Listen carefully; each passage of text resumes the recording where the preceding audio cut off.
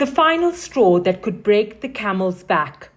That's how some are describing the DA's threat not to support certain budget votes in Parliament this week. If a single departmental vote is blocked, the appropriations bill fails, and the government won't be legally funded to carry out its work. Political analyst Ralph Mateja says the implications are serious. That's where the buck stops. I mean, if you cannot pass the budget, you are government, actually you are facing collapse. And without passing that hurdle, it's going to be very, very difficult. The ANC has not been willing to negotiate very closely with the DA on appropriations bill because the ANC, we have seen them almost shopping for concession outside the GNU. And the DA actually wanted to use that as an ultimatum to be saying, you cannot go ahead without us.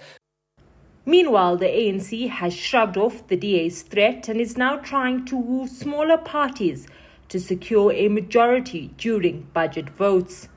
Where we have a concern with, you can't then say, President, I'm putting a gun on your head. If you don't act in this particular manner, within the time frame as determined by myself, I am not going to participate in the national dialogue. I'm not going to participate in passing the budget. Never mind the consequences, the devastating consequences that such a withdrawal of the DA or anybody in the country, especially on the matter of the national budget, will have on our people. ANC insiders say that if the DA votes against the final budget, the government of national unity, as currently constituted, will effectively collapse. You would have no money to run government. You're going to have to wait for another period for Parliament to reconsider the appropriation bill.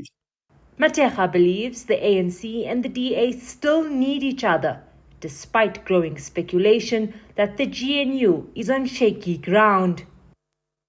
The DA is overplaying their cards to some extent, and there is always a risk that the ANC could go into coalition with other political parties, and the DA does not want to see that happening. They know it's going to be called outside the GNU.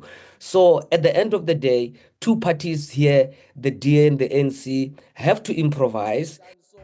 The ANC has internally debated alternative configurations for the GNU, but for now, it's waiting to see whether the DA crosses the line on Wednesday. That decision could determine whether the multi-party coalition remains intact or falls apart entirely. For Newzroom Afrika on Channel 405, I'm Qaanitah Hunter.